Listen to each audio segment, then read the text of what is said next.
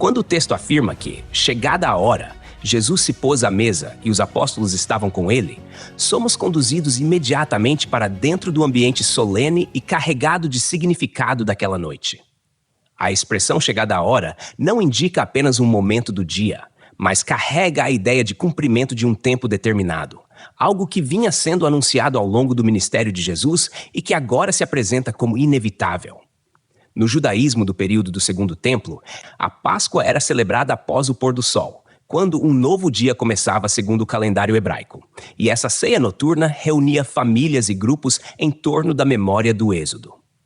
O fato de Jesus se pôr à mesa com os apóstolos revela uma disposição formal, própria de uma refeição ritual, em que não se come de qualquer maneira, mas reclinados, seguindo o costume que simbolizava liberdade, em contraste com a pressa dos hebreus escravizados no Egito.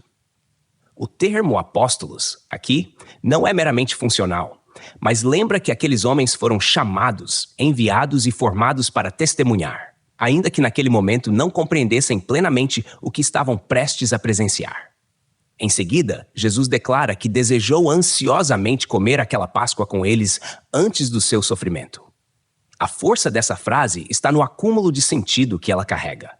O desejo intenso de Jesus não é apresentado como ansiedade humana descontrolada, mas como anseio consciente, profundo e deliberado.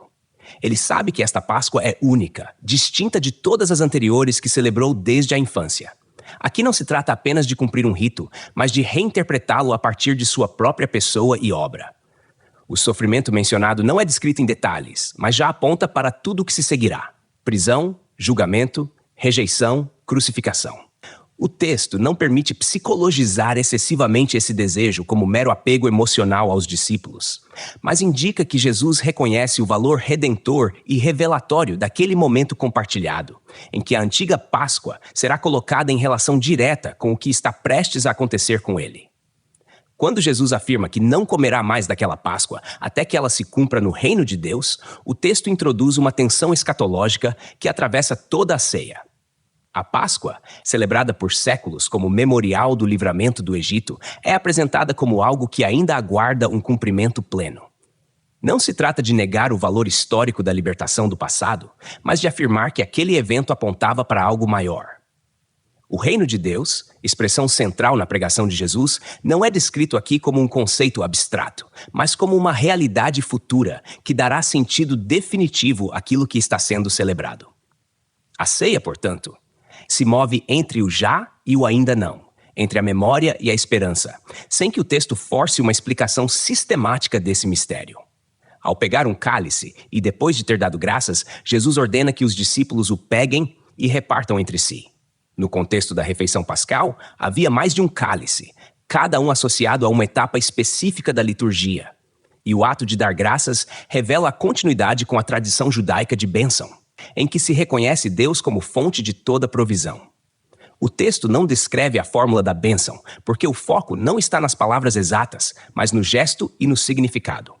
Repartir o cálice entre si reforça a dimensão comunitária da ceia, afastando qualquer leitura individualista. Não é um ato privado de devoção, mas uma participação compartilhada, em que todos bebem do mesmo símbolo.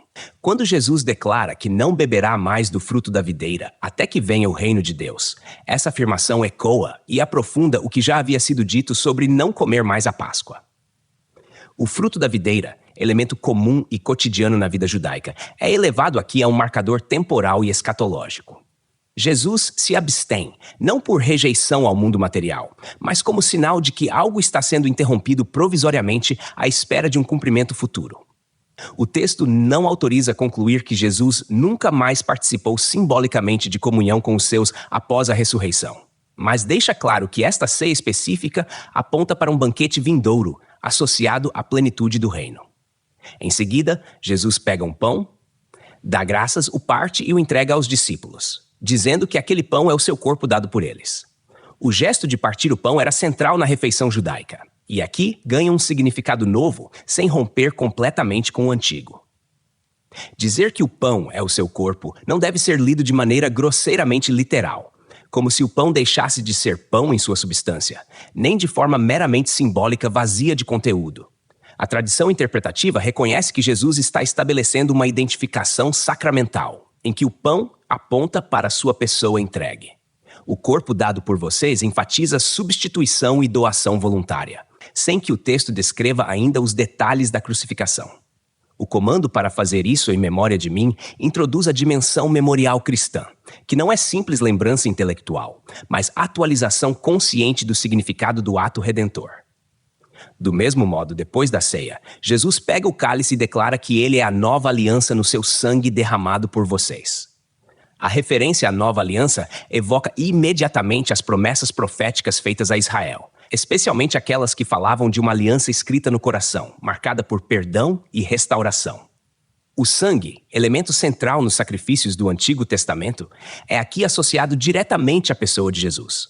Derramado por vocês indica benefício direcionado, não genérico, mas relacional. O texto não desenvolve uma teoria completa da expiação, mas apresenta os elementos essenciais: aliança, sangue, entrega, benefício para outros. De maneira abrupta, o texto introduz a declaração de que a mão do traidor está com Jesus à mesa. Essa mudança de tom é intencional e preserva a tensão da narrativa. O mesmo ambiente de comunhão é também o espaço da traição. Não se trata de um comentário moralizante sobre a hipocrisia humana, mas de uma constatação narrativa dura. O mal não está fora, mas dentro do círculo mais próximo. Ao afirmar que o Filho do Homem vai segundo o que está determinado, o texto mantém a soberania divina sobre os acontecimentos, sem anular a responsabilidade humana. O ai pronunciado sobre o traidor não é explicado em termos de punição específica, mas expressa a gravidade do ato.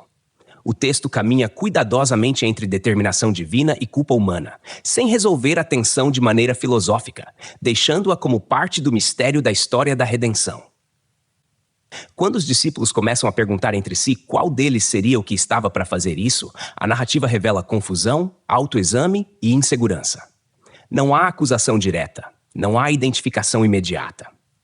Cada um se vê potencialmente capaz daquele ato, o que mostra que o texto não constrói heróis idealizados, mas discípulos reais, frágeis, inseridos em uma história maior do que eles mesmos.